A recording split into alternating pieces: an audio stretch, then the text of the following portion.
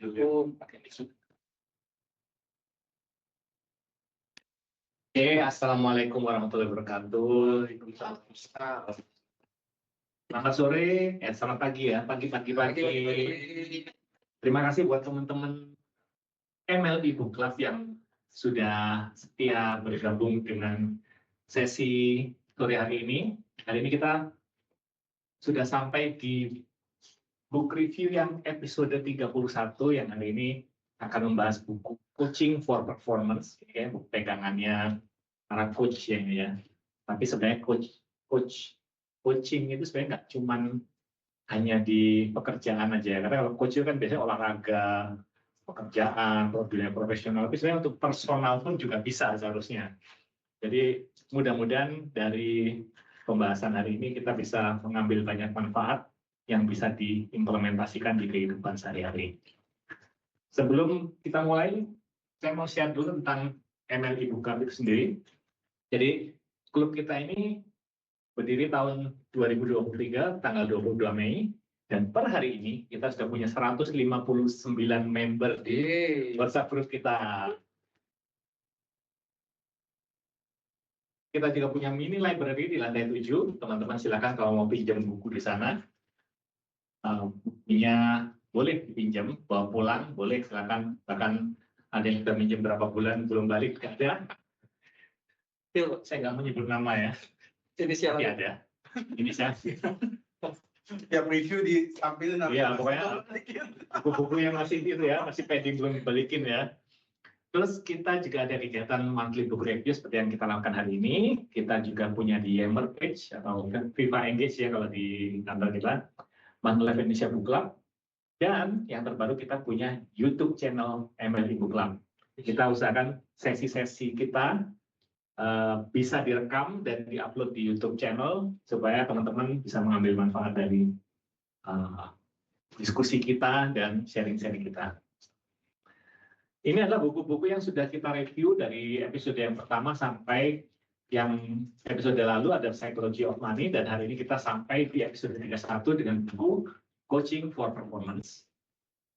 Dan buat teman-teman yang belum registrasi, silakan di scan, QR scan di sini, karena nanti kita ada door prize ya, ada door prize 3 voucher MAP masing-masing 100.000, dan juga bukunya tadi apa judulnya? The Laws of Luck. Nanti saya ada di tas saya nanti. Oke, supaya tidak berlama-lama lagi, buat teman-teman silakan di scan dulu ini ya. Nanti kita di akhir acara kita akan undi untuk door prize-nya. Dan Kakak Aruna sudah siap dengan reviewnya. Silakan Kakak Aruna.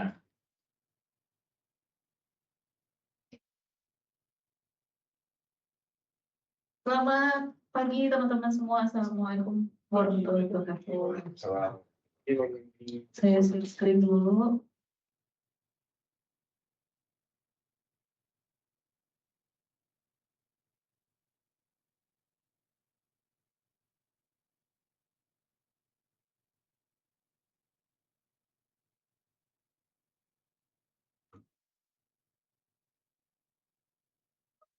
Sambil nunggu aku sharing screen, jadi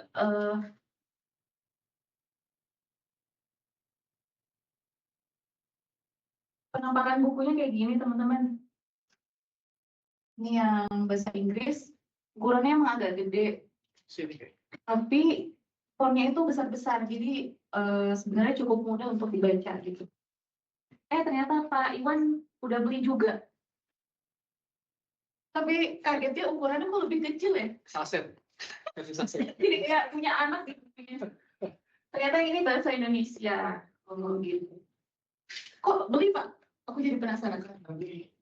Iya, banyak sini. Oh punya Pak Yans. Nanti dikasihkan ke kita. Nanti akan ada di library. Oh gitu. Nah, berarti teman-teman yang mau baca versi bahasa Indonesianya, versi bahasa Indonesianya akan segera tersedia di MLI Book Club Library di lantai 7. Buku yang direview hari ini. Oke.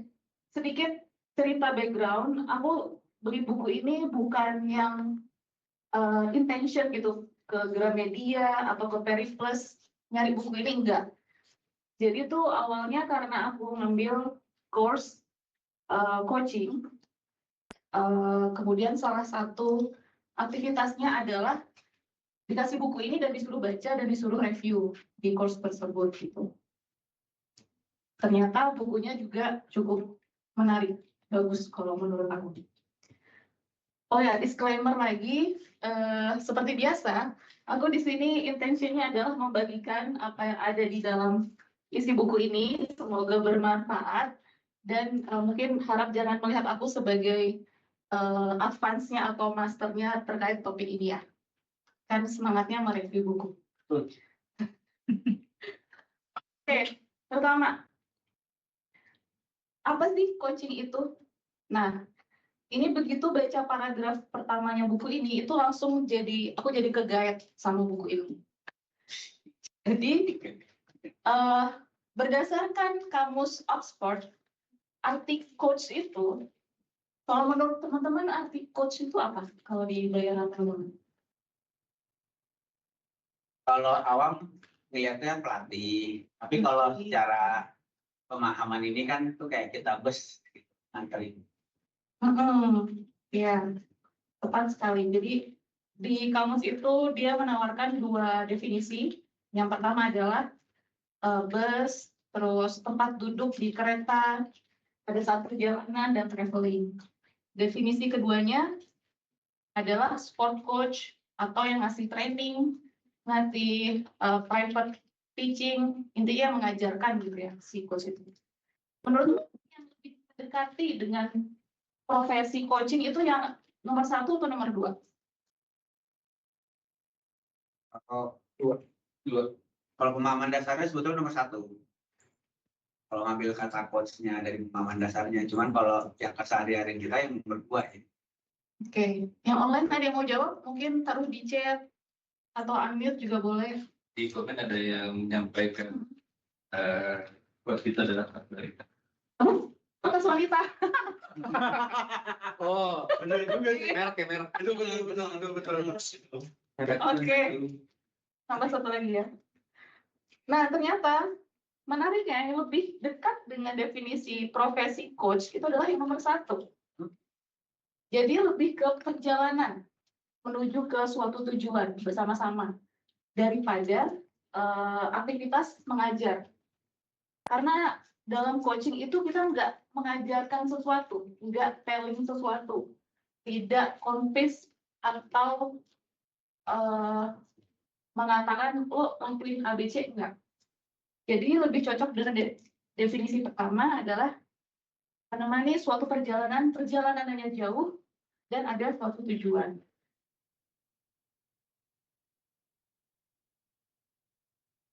Nah, berbicara tentang topik coaching ini, tentu tidak lepas kita membahas tentang manusia.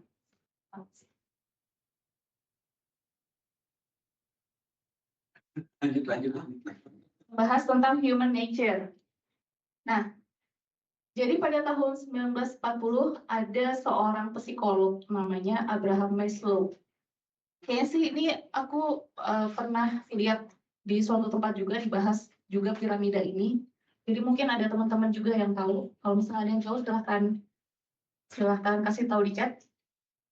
Nah, iya, pernah lihat Pak? Nah, Maslow belajar waktu zaman kuliah. Oh ya. Iya.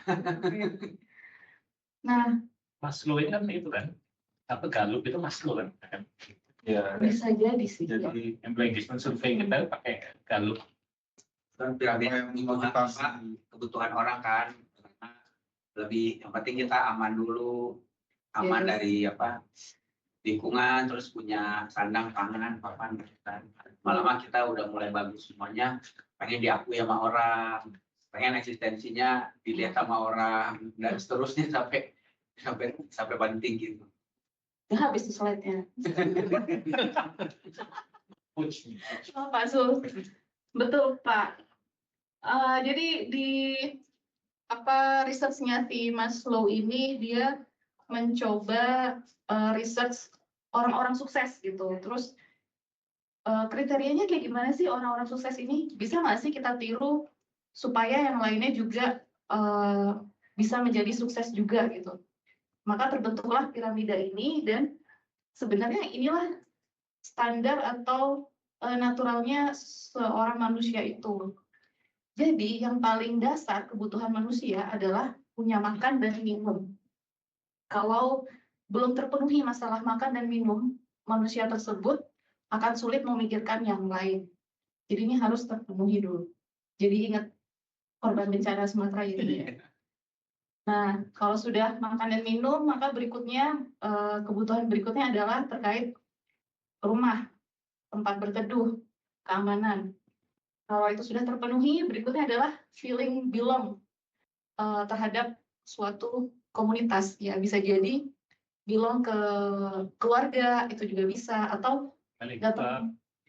Iya, dari book club, teman ini kita merasa belong. Datang ke kantor, ketemu teman yang bisa sharing, cerita, feeling belonging. Nah, sudah feeling belonging, kebutuhan berikutnya di atas adalah mendapatkan esteem dari orang lain. Apa ya kata orang esteem? Pengakuan. Ya, pengakuan. Nah, itu kan mesti didapatkan dari orang lain tuh. Atasnya lagi, perubahan pengakuan dari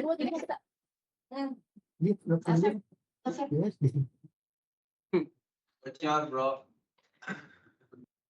Nah, pengakuan dari diri sendiri ini jadi dia sudah bisa menentukan sendiri, oh purpose gue tuh ini. Kalau tercapai mungkin ya dia bahagia gitu kan, bahagia sudah terpenuhi kebutuhan itu. Di atasnya lagi masih adalah self actualization. Dengan self actualization ini dia sudah nggak butuh lagi pengakuan baik itu dari orang lain maupun dari diri sendiri. Dia sudah menemukan values dan meaning dari hidupnya. Nah, batu tumpuan dari coaching dan persyaratan atau prerequisite untuk orang itu menjadi high performance itu ada di self esteem minimal.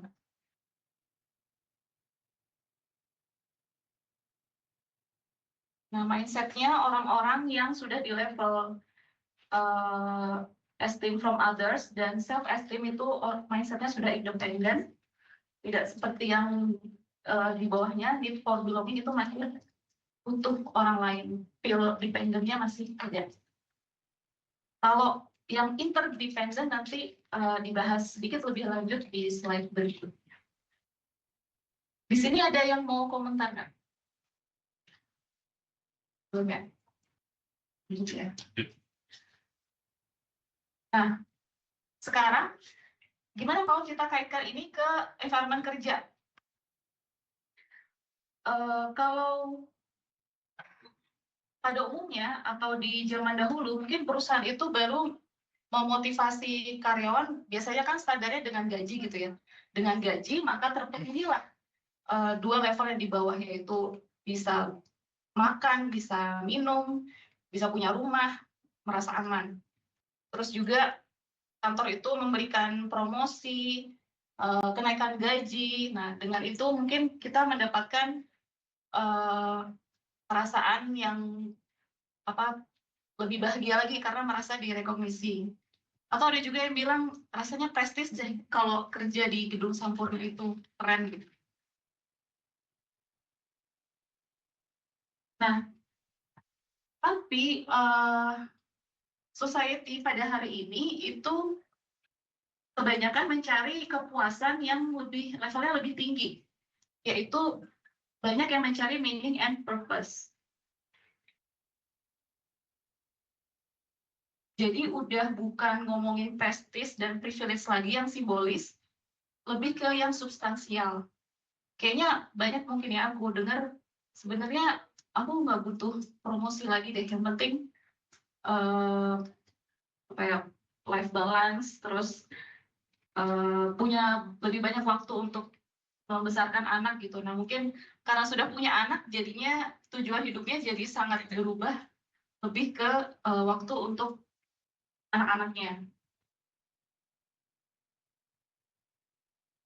Nah, di sini banyak menyebut younger employees, mungkin kalau zamannya si siapa? Pete Moore ini menulis, millennials itu masih generasi yang muda gitu ya. Milenial itu mencari pekerjaan, menanyakan apa sih program development-nya buat employee, opportunity untuk develop diri sendiri itu ada atau enggak, style leadership-nya kayak gimana sih. Jadi zaman sekarang yang dicari oleh employee itu yang seperti itu. Dan kalau misalnya tidak terpenuhi, bisa jadi mereka mencari opportunity pekerjaan di tempat lain kalau tidak sesuai dengan need-nya mereka. Yang bikin makanya kesannya mereka tuh jadi loncat ya katanya. Gampang banget baru berapa bulan gak happy cabut. Ya, Ya kan itu kan PRT semua company kan. mungkin kan karakternya milenial mungkin kalau dibandingin sama yang itu berarti apa? X sih. Ya X baby boomer. Berbeda ya. Mungkin kalau X boomer itu tampaknya lebih loyal, tapi kalau yang milenial, Gen Z, mereka mencari value, mencari meaning and purpose.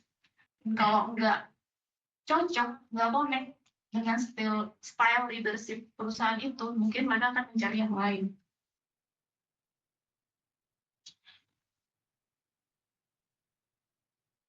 Oh, berat-berat ya. Oke. Nah, tadi itu kan kalau melihatnya secara individu ya. Sekarang ini melihatnya secara kolektif, jadi tim. Ada 4 level. Yang kiri itu yang low performance, ke kanan itu makin high performance. Kira-kira kita ada di mana? Manuel? Banyak ke atas sih. Ya, itu Potensial itu. garisnya itu tingkat performance. Garis kolomnya itu jadi mulai dari yang culture-nya impulsif. Impulsif itu tandanya lack of structure, lack of system, leadernya inconsistent. Jadi apa yang terjadi, terjadilah. Terus berikutnya, level berikutnya, structure-nya mungkin udah ada, hierarki udah ada, rules-nya udah ada. Jadi fokusnya tuh lebih ke stability. Ikutin rules-nya gitu. Jadi mungkin masih kurang ada ruang bagi karyawan untuk memberikan pendapat.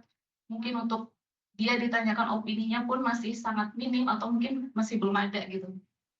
Itu kalau yang dependent, culture dependent. Kalau yang independent, mungkin udah high performers sih, individu-individunya. Tapi mereka belum berkolaborasi.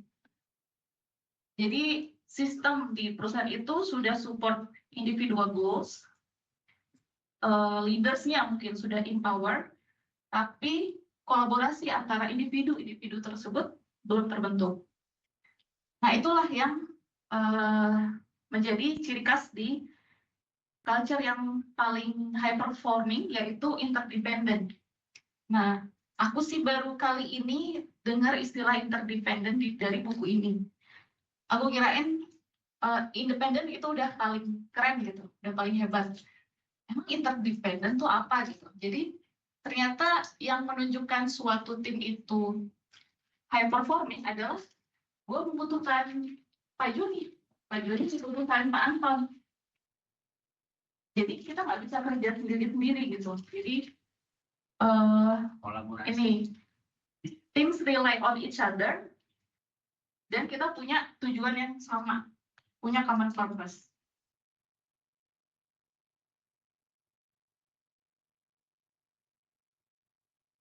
Nah, menurut teman-teman Manuel ada di mana? Menuju kan? Menuju Interdependent. Oke. Aman lah ya, jawabannya aman. Aman. Ini lebih ke tim atau sebenarnya ke individu. Maksudnya individu kita masing-masing dalam satu tim itu orang bisa punya karakter yang impulsif, independen, atau sebenarnya ini secara Itu tim. Jadi Tim. kan kalau yang independen itu pintar semua. Iya, masih Sendiri. aja. Lu pintarnya sendiri-sendiri. Nggak bisa kerjasama terus. Tapi kalau ada interdependen tuh, ini pintar-pintar. Gue bantu Dedi. Oh iya, Zul, gue bantu juga. Pak, bisa bantu ini nggak? Oh, Pak Yus, tolong bantu.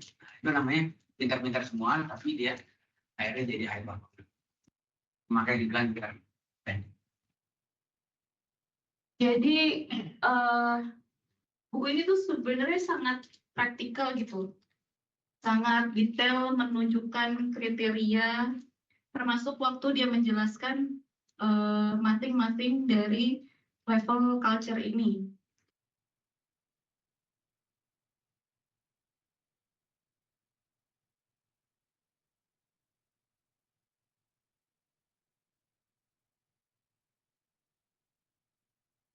Dia nunjukin apa sih kriteria culture-nya, terus leadership-nya kayak gimana sih untuk yang impulsif, dependent, interdependent, coach leadernya harus meng-coach seperti apa kalau organisasi tersebut misalnya masih ada di impulsif atau di dependent.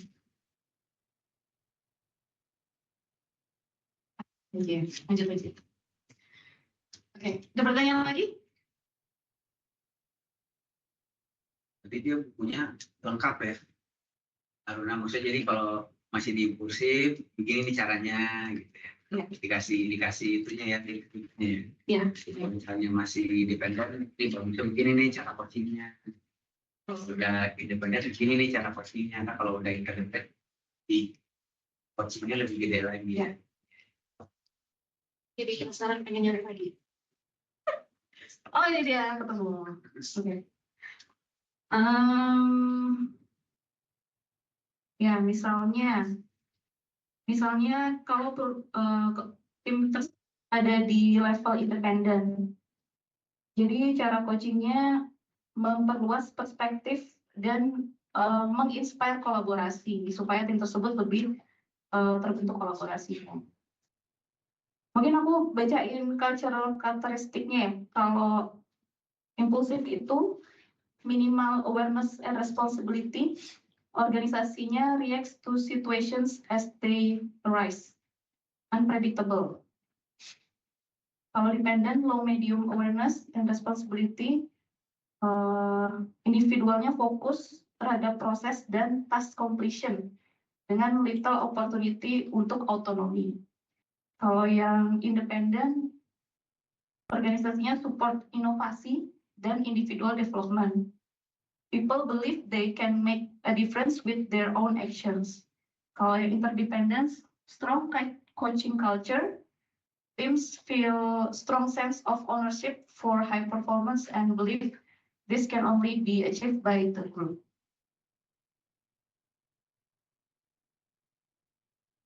Aku lanjut ya. Nah,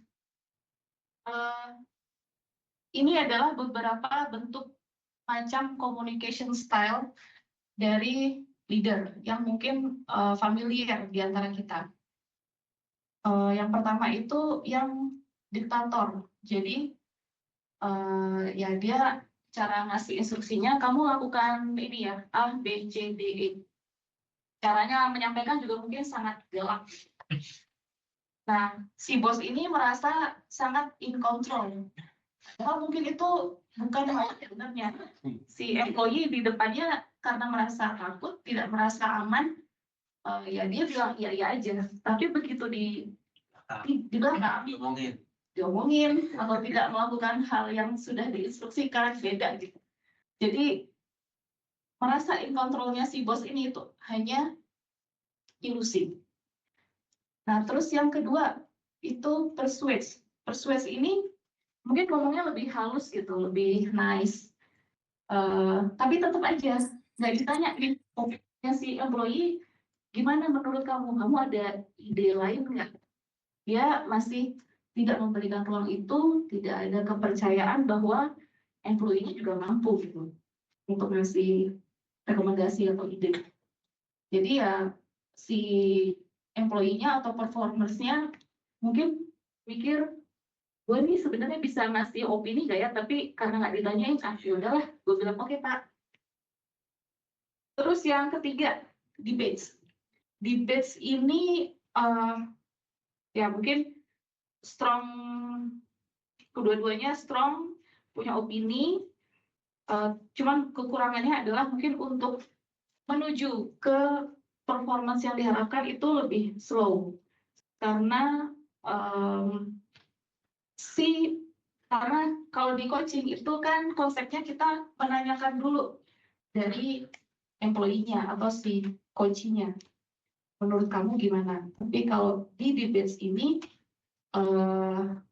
si bosnya itu masih convincing, kamu pakai solusi gua gitu. Masih direction. Yang terakhir abdicates nih kayaknya maksudnya benar-benar di apa ya, nggak ada arahan gitu, nggak ada arahan. Jadi yang sebenarnya performer tapi merasa dilupakan, tidak mendapatkan arahan. Nah, ada nih research bedanya kalau seseorang itu yang kolom pertama dikasih tahu, tapi nggak dikasih lihat, nggak dikasih experience. Kolom kedua dikasih tahu, tapi ditunjukin juga. Yang ketiga dikasih tahu, ditunjukin, dan dia experience sendiri. Nah, orang itu setelah 3 minggu ingat apa enggak tuh kalau yang cuma dikasih tahu doang? Cuma 70%-nya aja. Kalau dikasih tahu dan ditunjukin, itu 72%. Kalau di experience sendiri, itu 85%. Nah, aku ingat TED Talk-nya si Whitmore ini juga. Misalnya kalau kita punya anak, terus misalnya lagi hujan nih, dia pengen mandi hujan keluar gitu. Biasanya kan kita bakal bilang, jangan, nanti kamu sakit, nanti kamu kedinginan, tidak usah gitu. Nah, menurut dia itu cara yang salah. Jangan langsung telling, tapi biarin aja dia experience sendiri dulu, terus nanti dia sudah merasakan sendiri nih. Dengan merasakan sendiri, dia akan otaknya bekerja, dia ibu kedinginan, nggak enak gitu. Dengan begitu dia punya ownership untuk mempunyai pilihan atas tindakan yang dilakukan gitu. Jadi tidak berikutnya dia tidak merasa bergantung dengan orang lain untuk membuat pilihan. Jadi dia punya ownership terhadap tindakannya. Nah, jadi sarannya gimana? Sebagai leader kita develop tim as a coach, sehingga leadernya tahu apa yang terjadi dengan tim tersebut, dengan orang tersebut. Dan si employee pun punya pilihan atau memilih sendiri apa langkah yang mau dia lakukan, tanpa direct oleh, dikasih solusi direct oleh bosnya atau manajernya. Walaupun bosnya tahu jawabannya apa. Iya. Tapi kadang-kadang bosnya gergetan. Iya. Terusnya kalau nggak sabar, Begini aja. terusnya kalau nggak sabar jadinya diktator jadinya. Makanya jadi leader expert tuh beratnya di situ. Ya. Apalagi kalau ketemu leader yang dia emang experience-nya luar biasa. Biasanya cenderung dia selalu direction. Di mana pun organisasi sih. Kadang dikejar waktu juga. Iya, di Dia mana mau membina timnya, tapi ada Iya. target yang harus dikebut. kebut Iya. ngefek sehingga dia balik ke style yang Sebetulnya memang diktator bagus. jadi. Coaching itu buat tim bagus banget, cuman memang butuh waktu tadi gitu. Karena ada target di belakang, ada target yang harus. Jadi udah begini aja ya begini aja ya. Nah, dibahas tuh di selanjutnya setelah gambar yang ini. Jadi kan mungkin kita jadi ada pertanyaan ya. Terus kalau misalnya lagi kebakaran nih, kan kita harus mode firefighting tuh. Nah, itu dibahas sih. Jadi kalau waktu itu adalah kriteria dari situasi tersebut, maka ya pilihannya mungkin jadinya nggak bisa nge-coaching. Lakukan pekerjaannya sendiri atau mengarahkan employee tersebut untuk melakukan instruksi exactly what to do gitu.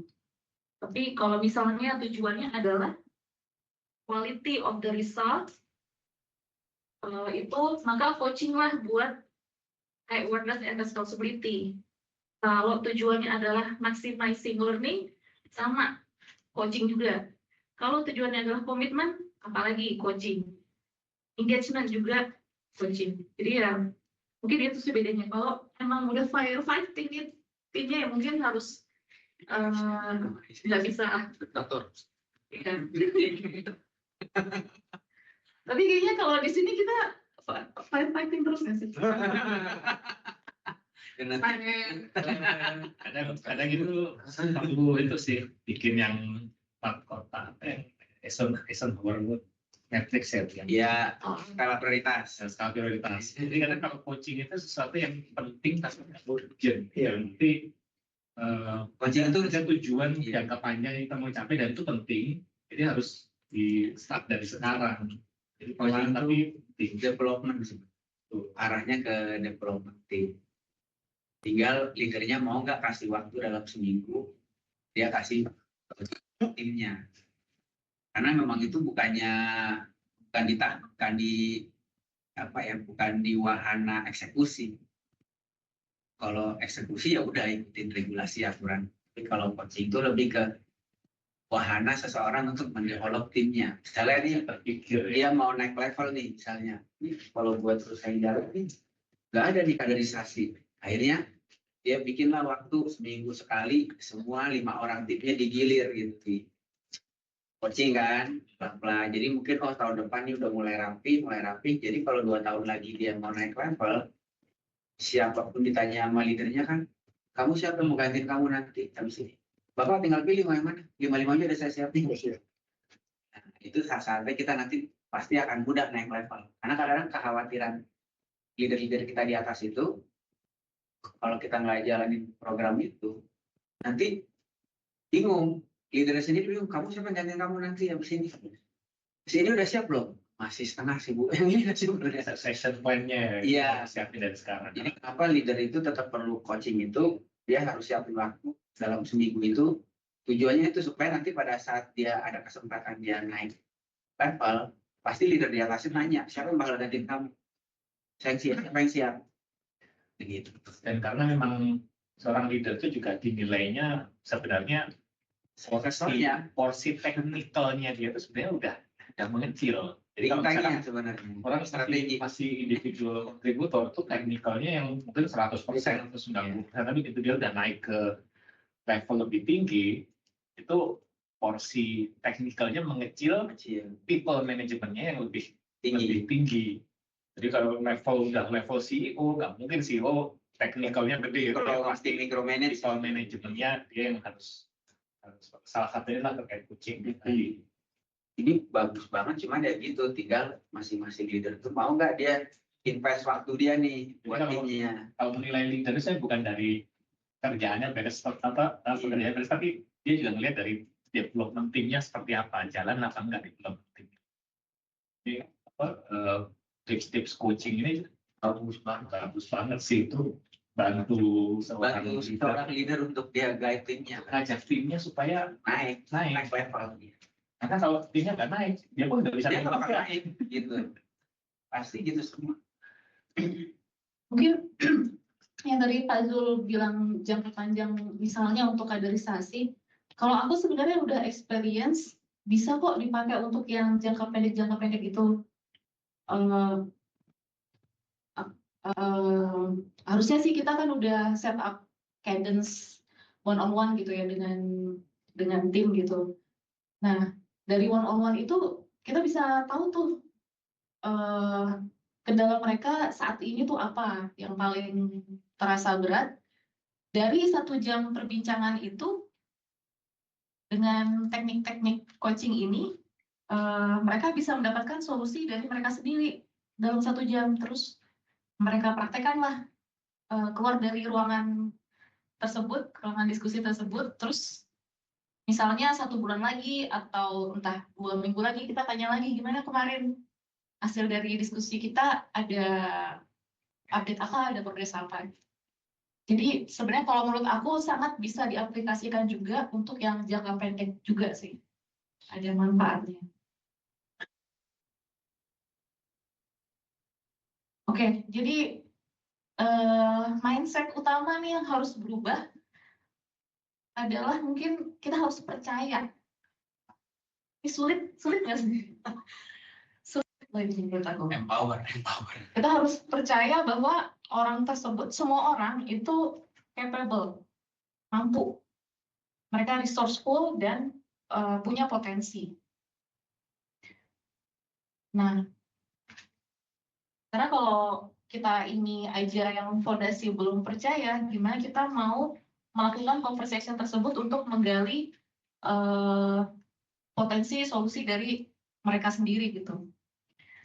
Jadi perubahan yang lain, mungkin kalau yang traditional way, leader itu biasanya controlling, selalu jadi problem solver, telling solusinya. Nah itu diubah tuh coba menjadi enabling.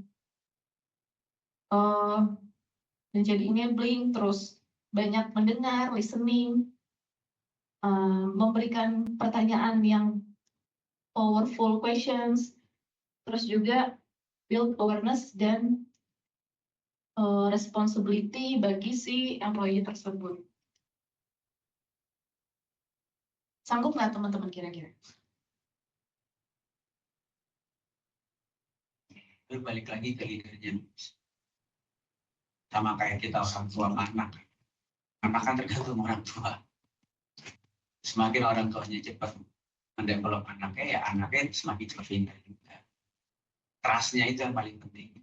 Karena kebanyakan kita nggak siap melihat anak salah. Tega ya? Iya, kayak ketakutan gitu. Iya. Padahal itu pembelajarannya di situ. Ya, mungkin pagar-pagarnya supaya dia nggak jatuhnya yang Ya. Ini itu kita bikin gitu ya pagar-pagarnya. Tapi kita harus kasih kesempatan dia. Nggak apa-apa lu berbuat, lu salah nggak apa-apa. Jadi gue backup dulu. Dari situ jadi pinter dia kan. Karena nggak overprotective. Jadi nggak pinternya. Iya. Jadi akhirnya balik lagi ke kita kan. Jadi generasi cemas. Gemas. Kan ada buku anxious generation itu kan. Kita terlalu overprotective, sementara mereka itu melihat segala sesuatu itu dari gadgetnya mereka. Itu kayak nggak diberi kesempatan.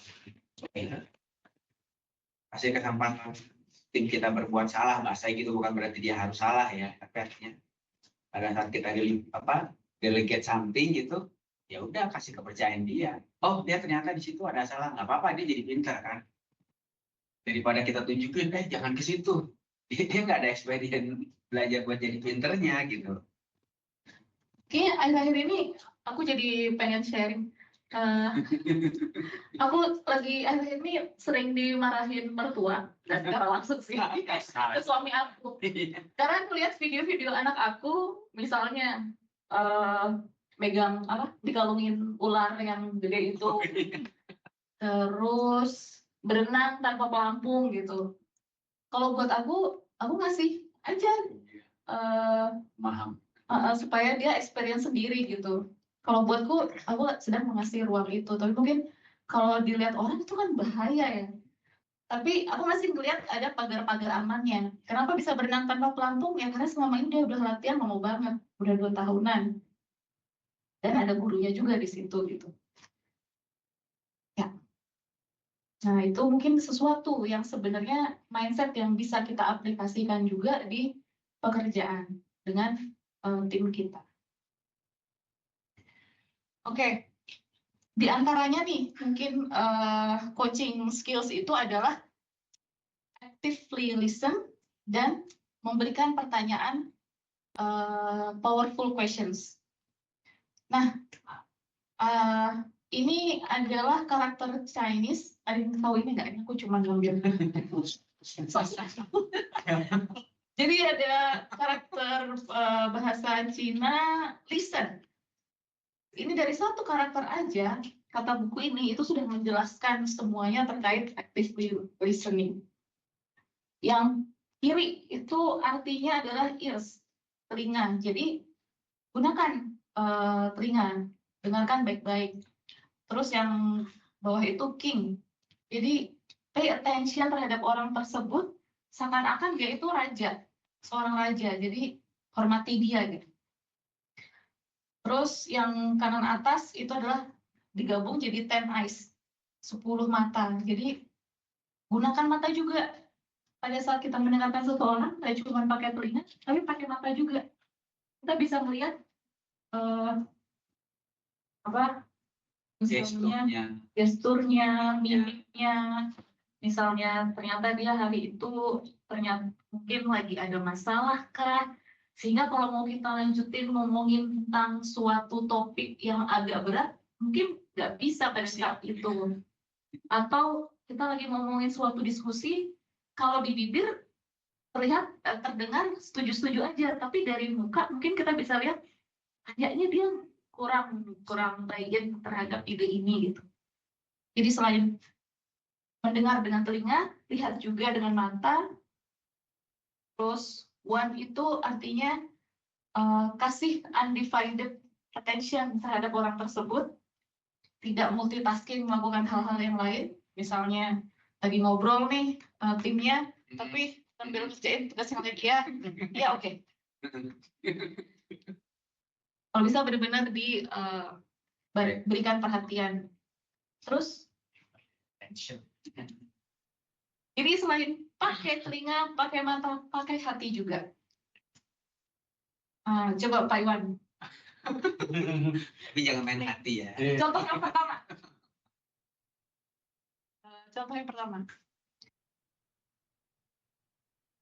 Gue lupa ya. Anda bisa jalan pakai mata. Tetap bukan Saya lagi sedih. Yang kedua, saya lagi sedih.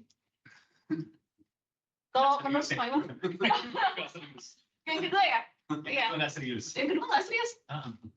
Mungkin aku nyontohinnya kurang Ekspresi. Kan yang kedua itu dia nggak cocok nih antara mimik sama perkataannya kan. Nah itu biasanya memunculkan sesuatu di hati kita nih. Mungkin nggak bisa kita jelasin, tapi hasilnya tuh di sini tuh ada yang salah nih gitu. Nah jadi mungkin itu maksudnya kita dengerinnya pakai hati, nggak selalu pakai otak. Itu juga yang dibilang sama mentor coach aku, kamu rasainnya di perut, bukan di kepala. Nggak semuanya bisa didengarkan, dilihat, ditelaah dengan rasional. Dan begitu kita merasa sesuatu di sini, ada perasaan yang gimana gitu. Nah itu coba dilanjutin, di follow up. Sepertinya kamu, dikeluarin aja. Bener nggak ya? Kayaknya kamu hari ini, atau kayaknya kamu kurang setuju nih sama ide ini. Dikeluarin. Oke, lanjut. Nah, yang kedua, selain skill mendengar, actively listening, yang kedua, memberikan powerful questions. Seperti yang di balihonya Pak Iwan, jadi si Whitmore ini dikenal, kayaknya paling dikenal dengan Grow, coaching modelnya. Dan kayaknya cara ini tuh yang paling mudah diingat gitu, simple. Cara meng-coaching yang paling simple. Jadi bayangin teman-teman misalnya 1 jam diskusi, teman-teman bisa tuh mulai dari ngikutin flow ini, mulai dari nanyain goal-nya, terus ngecek realitinya atau challenge-nya apa, terus option-optionnya apa, mencari solusi, sampai dengan menentukan action item dan si employee-nya taking ownership terhadap action item tersebut. Jadi G-nya itu goal, define apa purpose atau goal dari conversation atau diskusi hari ini. Misalnya tanya, apa yang bisa kita bicarakan agar 1 jam ini bermanfaat? Atau apa yang lagi pengen kamu diskusikan hari ini? Bisa macam-macam. Nah, reality itu kan ngecek, oke, goalnya ini. Jadi untuk menuju ke sana kamu ada hambatan apa aja? What is going on? Jadi memahami situasi lah. Oh, options, brainstorm. dari si coachingnya apa aja opsi-opsi yang bisa dilakukan untuk menuju ke sana. Apa yang bisa dilakukan differently? Kira-kira ada step apa yang bisa kamu lakukan terkait hal tersebut? Terus we will create action plan. Define apa exactly yang akan coach lakukan. What is the learning? Apa highlight dari diskusi hari ini? Apa yang akan kamu lakukan berikutnya? Kapan? Kepada siapa? Semakin detail, semakin bagus. Oke. Ada pertanyaan untuk ini? Ya itu coach itu menanya aja ya sebenarnya. Jadi kan dari listening itu harus lihat atau langsung lihat terus ini. Nah, pertanyaannya sekarang kalau kita meeting atau diskusi pakai tim, kan kita cuma denger aja, kita nggak tahu gimana ekspresinya atau apa itu. Ya, Oh, memang berarti itu grup coaching. Hah? Kalau udah rame gitu Pak, grup coaching. Dan tim lewat tim online. Kalau online, kalau kita mau lakukan coaching juga, online coaching. Di Teams, Iya. aplikasi Teams. Iya, makin Teams kan. Iya. Tapi mau seperti ini, Kan memang communication itu kan paling enak sebenarnya face to face karena kan komunikasi gak cuma suara aja tapi juga kita bisa melihat ekspresi wajah, gesture sama apa ya, lebih itu sih lebih rich kalau dibilang rich communication dibandingkan kalau cuma even video call aja itu belum bisa menyamai komunikasi yang langsung karena kalau komunikasi langsung itu ibaratnya 5 indera kita itu bekerja. Bahkan kalau misalkan penciuman aja juga bukan berarti kita mencium. Tapi kadang suasana di situ beda. Ada istrinya gitu kan. Belum istrinya, istri. Chemistry. memang kalau online coaching itu memang challenging sih Pak. Yang paling bagus saya memang ketemu. mungkin maksudnya Pak Tony sebenarnya setupnya konteksnya meeting biasa ya? Ya meeting biasa ataupun coaching juga kan ada yang online juga atau pakai Teams atau ya kadang-kadang one on one sama atasannya atau apa cuman lewat Teams gitu kan. Nah Pak, lain kali kalau lagi one on one, Pak Anton yang bilang, nyalain kamera dong Pak. Ya. Itu salah satu rules sih harusnya kalau lagi Yang kayak nyalain kamera siapa ini? Pantarnya apa kan? Iya. Oke. ya mungkin bisa dimengerti kalau misalnya di rumah agak kaget gitu ya, nyalain kamera, ya kasih waktu aja. Bapak siap-siap dulu aja, tapi menyalakan kamera apalagi saat one on one itu harus selalu. Kalau meeting dulu sih Pak Yok mewajibkan ya, meeting apapun harus nyalain kamera. Waktu itu Ops juga sempat mewajibkan itu. Jadi memang penting sih sebenarnya menyalakan kamera di situasi meeting apapun.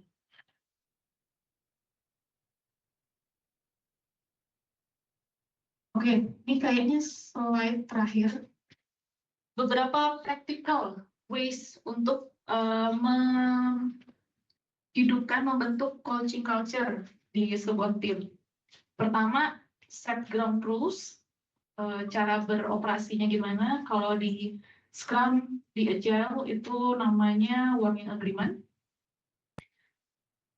Kedua, bikin common goals tim tersebut bersama-sama. Ketiga, buat diskusi baik one on one atau secara kolektif meaning and purpose-nya apa. Empat, ya set waktu yang sudah fix, maksudnya memang di set aside bukan untuk pekerjaan tapi untuk development. Berikan support system kalau misalnya tim mengalami trouble, ada social time bersama-sama yang sudah ada cadence-nya, terus bikin common interest di luar pekerjaan, kayaknya aku belum melakukan ini.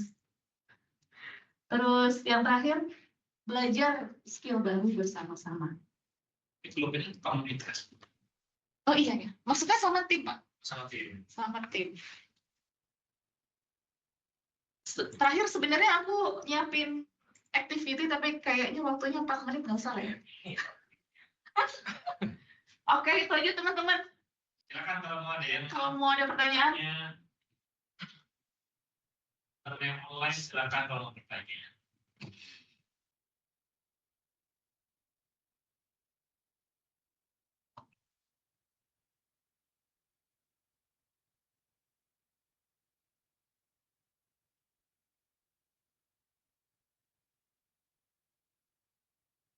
Mbak Aruna mau nanya dong. Oke, silakan. Iya. Mira, dari materi yang Mbak sampaikan tuh, apa namanya, kan kita dituntut punya paling enggak punya skill untuk ngelit satu tim lah gitu, istilahnya tim kecil ataupun tim besar gitu ya. Cuman kadangkala langkah yang kita apa namanya kita mau buat itu suka bisa jadi kan nggak match dengan sekumpulan people-nya itu gimana tuh kira-kira apa namanya biar kita dalam tim itu bisa engage ke satu tujuan.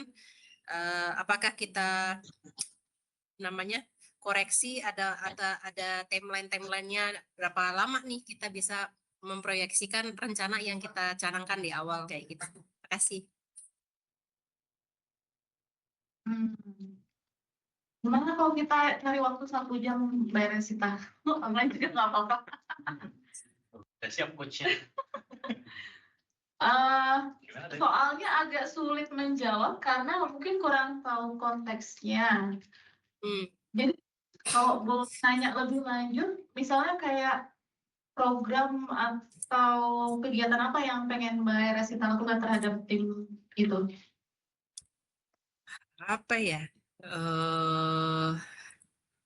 Belum ada gambaran, soalnya kan kita juga kan lagi apa namanya kita apa namanya dari kerjaan sendiri kan partnya kita tuh udah lagi dibaurkan nih kegiatannya, udah semuanya harus satu bisa semuanya kayak gitu, intinya sih kayak gitu. Cuma kadang-kadang kita terlalu payah untuk ngejar itu gitu tujuan itu, jadi istilahnya kayak aduh aku lelah ya gitu, jadinya ngerasa kayak gitu sih. Oke. Kemampuan semua orang.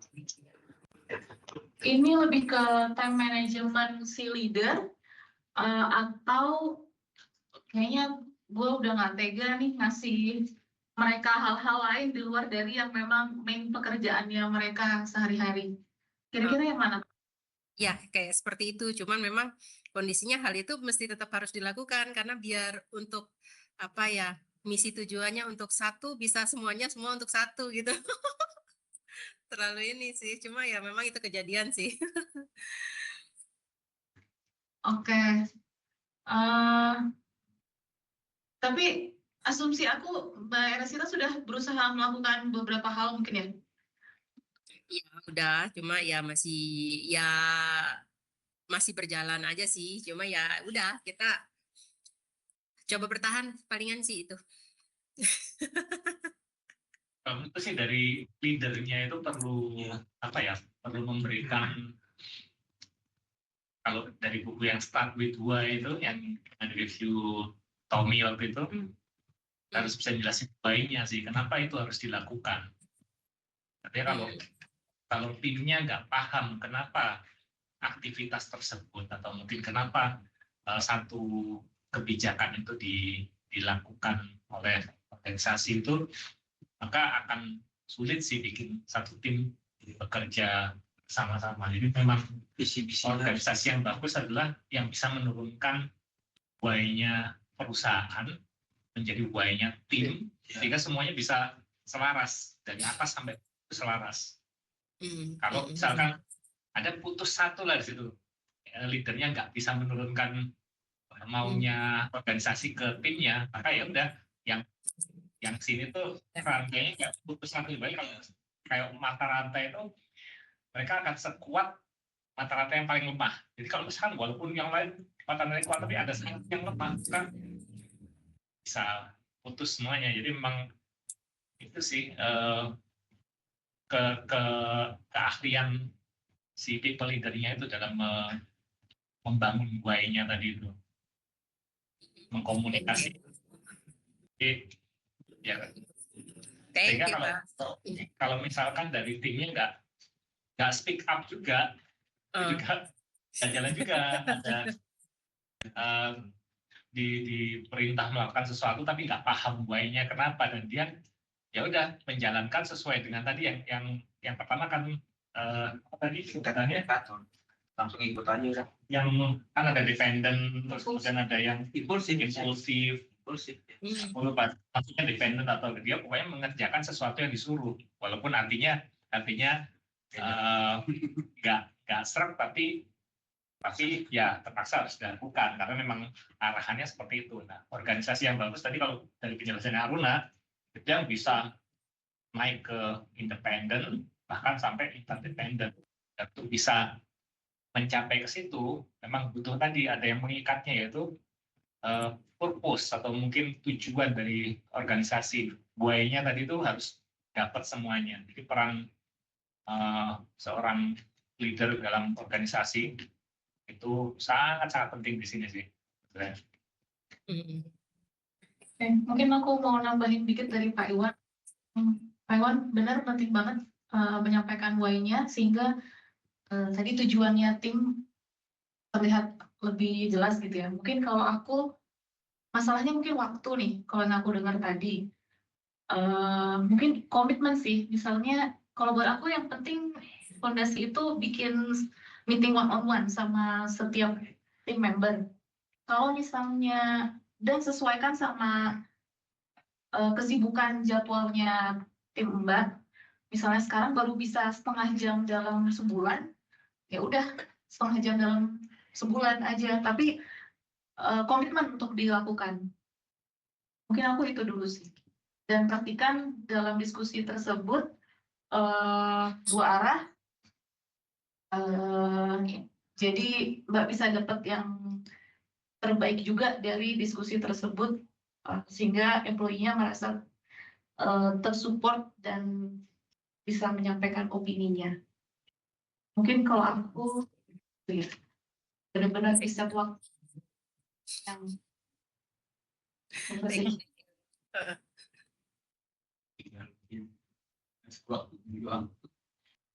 Ya sebenarnya kayak apa grow coaching model tadi ini baru juga sih. Saya kemarin waktu bikin poster itu jadi penasaran grow model itu kayak apa sih, saya coba cari-cari. Baca sekilas itu bagus sih di sini ya. Artinya kita start dari goal dulu, tujuan kita itu apa sih? Tujuan kita itu apa? Dan kemudian ya kalau misalkan tujuannya dari company untuk mencapai apa sales atau apa itu, realitinya gimana? Realitinya kita sekarang posisinya ada di mana? Realitinya kita belum punya skill yang cukup untuk melakukan itu, belum punya cukup skill untuk bisa mencapai goal kita. Nextnya apa? Ya opsinya apa? Opsinya apa? Kita kayak di challenge untuk bisa come up dengan solusi yang pilihan solusi ya. Option ini kan pilihan solusi yang kita menurut kita bisa membantu kita untuk mencapai goal tadi. Dan kalau misalkan dari option tadi kita akan menganalisa satu-satu sebelum itu akan jadi will, di mana ini ada action plan yang akan kita lakukan, komitmen ya tentunya ya. Jadi ini harusnya ini bisa membantu para leader ya untuk mengarahkan timnya sampai itu supaya mereka punya inisiatif. Sebenarnya sih leader itu enaknya dia kalau yang udah punya pengalaman, dia bisa dikombin sama mentoring. Jadi di dalam coaching tuh ada mentoring juga pada saat misalnya dia stuck. Iya. Kalau mentornya kan dari sisi keahliannya Karena dia punya experience-nya pengalaman kita. dia. Jadi kalau pada saat kita coaching itu kan kita ngegali. Dan coaching itu bagusnya apa? Bagusnya ada komitmen di akhir yang bukan dari leader, Ya. tapi dari si coachingnya, sehingga akan lebih mengakar gitu ya. Kalau misalnya dari leadernya kan kesannya, gue disuruh lagi nih mah, gitu. Tapi kalau misalnya habis di coaching biasanya kan dia punya komitmen, ya udah kamu mau apa, terus mau gimana? Saya mau gini deh mbak, ngajarin mbak. Oke, ya udah kapan mulainya? Minggu depan nih mbak, saya udah mulai. Oke, mau nggak minggu depan lagi kita sama-sama diskusi lagi untuk cek progresnya? Oh boleh deh mbak. Tapi kalau pas ketemu emang yang coachingnya bingung dia mau ngapain, yang benar-benar dia nggak ngerti, berarti mentoring kita harus masuk buat mancing tapinya, bukannya buat nyelesain masalah. Dia kasih tahu kamu harus gini, kamu harus gitu. Bukan. Jadi kalau aku pengalaman dulu nih waktu di posisi kamu nih, aku pernah begini. Kamu sendiri ada pilihan itu enggak? Kamu sendiri mau milih apa? Jadi kita cuma kayak kasih clue-nya doang, cuma buat merangsang dia berpikir lagi.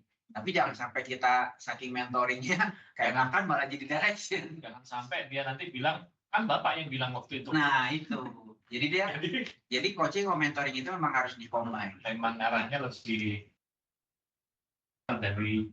dari diri dia, dari karena dia, itu akan coachingnya iya, sendiri. makin bagus. Makin dia yang kasih komitmen itu masih makin bagus buat organisasi.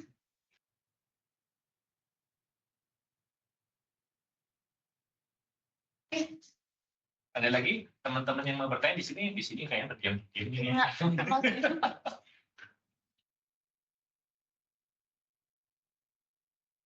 Dari jam 5, Pak. Gimana? Mau kita undi? Silakan, saya siapin itu ya pengundiannya. Kalau misalkan ada yang mau bertanya, silakan tanya pada ini pada barcode. Absen ya. Barcode yang itu Pak buat Ya teman-teman, sekali lagi mau jualan kalau misalnya penasaran lebih lanjut, karena buku ini memang sangat-sangat praktikal. Ada kayak question bank, jadi list-list pertanyaan yang bisa teman-teman pakai itu sampai berhalaman-berhalaman. Terus sama skenario, contoh-contoh skenario itu juga ada di buku ini. Malah lebih bagus lagi kalau baca full satu buku. Ada di library MLI Book di lantai 7. Silakan teman-teman. Sangat direkomendasikan. ya buat teman-teman di sini itu ya, library lantai 7 MLI Book Club ini open buat teman-teman yang mau butuh bahan bacaan, mau baca-baca, perjalanan mungkin ya lagi mau keluar kota, kan akhir tahun ini kan mungkin di perjalanan bosen gitu, silakan baca. Daripada scroll gadget ya, mending baca buku.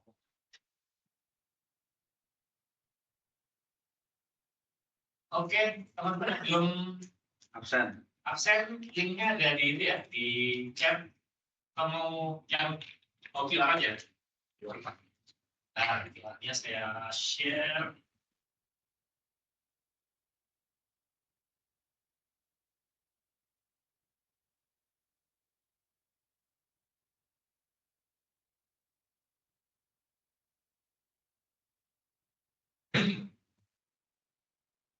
Bukunya apa, Pak?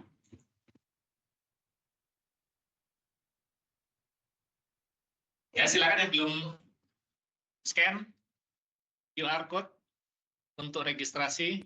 Saya kasih waktu 2 menit. 2 menit dari sekarang.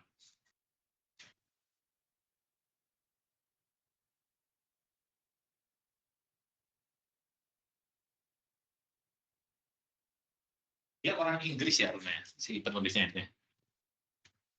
Ada Sir. No, Sir. Iya kalau saya Sir John Whitmore. dia sama kerajaan berarti itu. Iya, dia udah dapat gelar Sir. Udah pernah dikawinin pedang dia.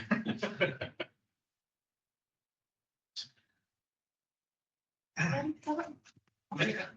Enggak salah. Benar. United Kingdom. Awalnya dia ini pembalap. Tahun berapa? Enggak, lahir. Lahiran 1937, udah meninggal. Oh, 1937. Ya. Bukunya udah lama ya? edisi Edisi lima. Pertamanya. edisi ini. 1937. First edition 1992. Oke, saya siapin buat pendidikannya ya.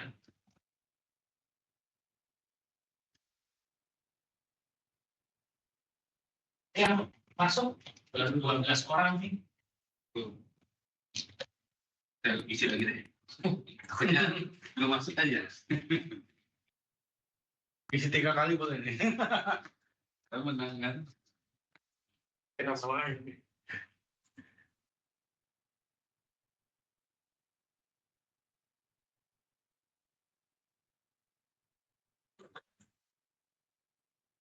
Oke.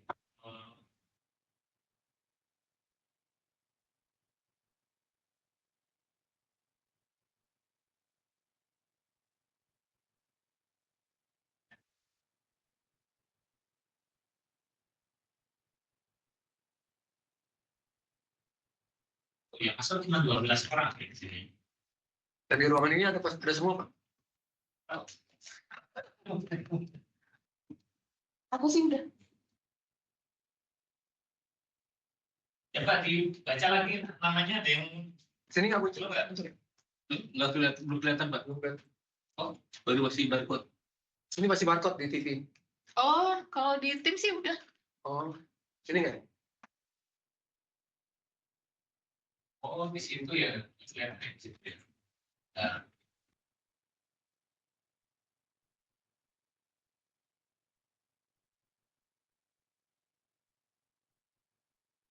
Pak Jul udah, Pak Jul. OTW. Oke. sudah kelihatan ya. Belum, Pak. Wah. Oh, karena ininya. Oh, ini masih Udah nggak apa-apa, Pak. Nah, ini.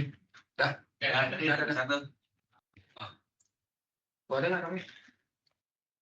kan nih, ada yang tambah lagi namanya. Jul, lu nggak ada, Jul. Oh, ada nama aku kan aku udah daftar.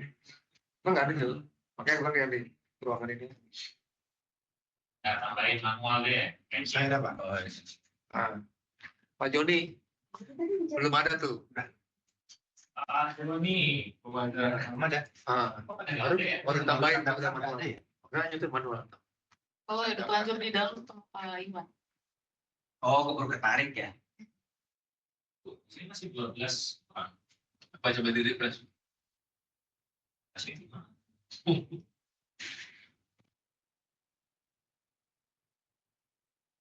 Sampai ada 19 sih sebenarnya di sini.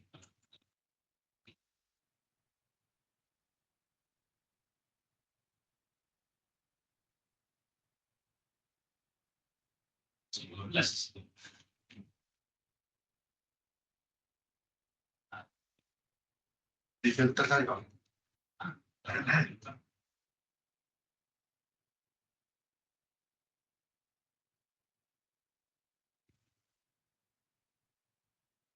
Nah, kita lihat di sini ada yang belum masuk namanya, saya tambahin aja di sini. Dan ya, Ada. Jauh ini Pak Joni paling bawah. di online yang belum ada, silakan. Silakan ketik di chat. Silakan bersuara. Saya nggak bisa lihat chat. Putaran ada, Pak, putaran. Ya, Itu ada tambahan, Pak. Victoria. Victoria. Victoria, oh anggota baru. Victoria, Victoria Secret. salam nih. Wah, Victoria Secret mana? Victoria Beckham. Oke, kita ngomong aja kali ya. Oke. Ada lagi nggak di chat yang dengan namanya dimasukin? Kita mulai dengan 3 voucher 100.000 MAP. Mudah-mudahan ada isinya ya. Oh ada, alhamdulillah. Ya kita mulai Nah, ini iklannya bagus.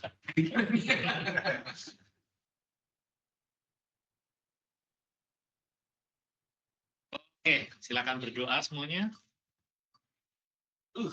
Di Tadi dapat. mana? Ada kan ya? Ada Pak, ada. Lumayan ya, belanja. Nambahin beli buku Pak. Oke, sekarang voucher, masih voucher 2.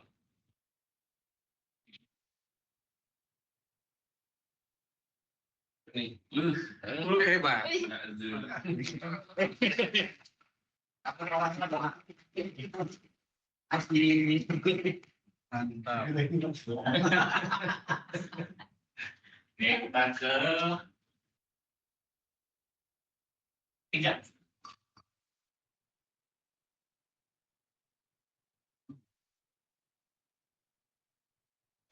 Kok ada Ane lagi sih? Oh ini Ane. Ane. Masih ada nggak? Ada dong, ada dong. Oke. Terima kasih. Ya. Ini abjad A sama abjad Z sekarang. Dan sekarang kita akan mengundi untuk hadiah buku. Bukunya ini ya judulnya, kelihatan nggak nih? The Laws of Luck. Jadi untuk bisa beruntung itu ada hukum-hukumnya juga. Karena ada yang bilang bahwa keberuntungan hanya datang pada orang yang siap. Jadi kalau kita nggak siap ya. Tapi kalau di buku apa Think It Fast and Low atau statistik Kita bahas lagi. Berarti yang dapat buku ini harus review berarti ya. Iya.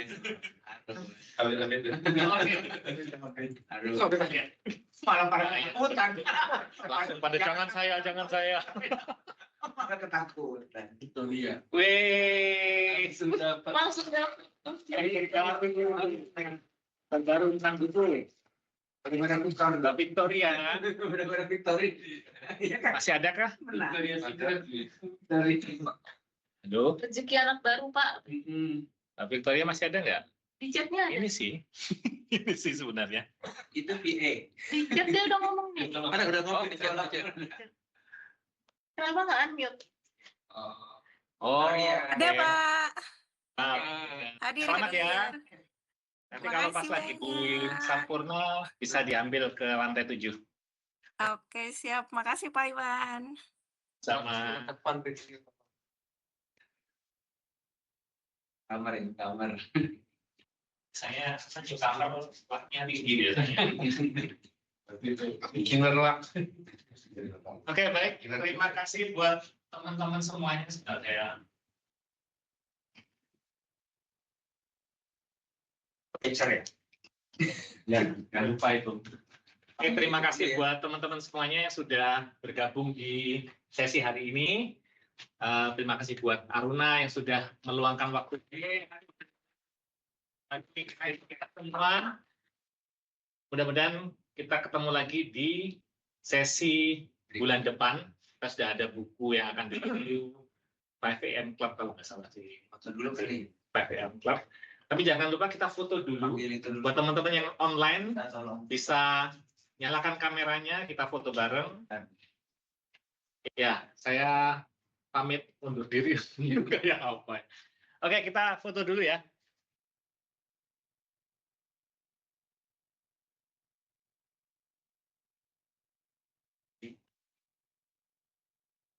Kita foto dulu.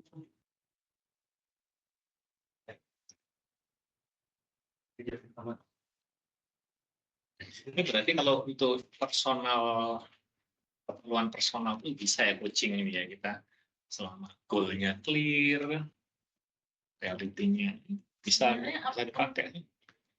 Coaching teknik itu bisa kita pakai buat diri sendiri sih.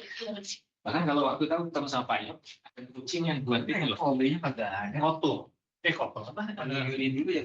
Baca jodoh. ikut pulang. Kalau ganti-gantian aja, atau di kursi aja di senderin.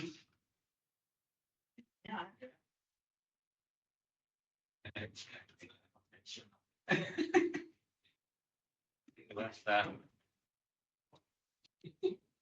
report sih ya. Iya. Wifi Pak, mau wifi. Mau wifi. Kalau enggak Saya bisa bikin bersama-sama yang ini. Oh, ya udah. Wifi aja yuk. Oke, Pak Joni yang jago. Pak Joni lah, Pak Joni. Enggak di sini. Ngisi Pak, ngisi Pak.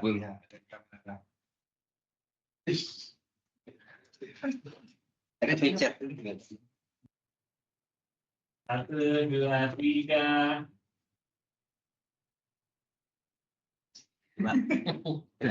Dulu. 1, 2, 3. Oke. Mantap ya, Pak. Aku kurus nggak Pak? Kan diedit, Pak. Oke ya. Oke lah. Oke lah. Yang penting ada engagement. Kasih. Gitu aja. Makasih. Makasih Pak. Baruna, terima kasih. Kasih semua. Makasih semuanya.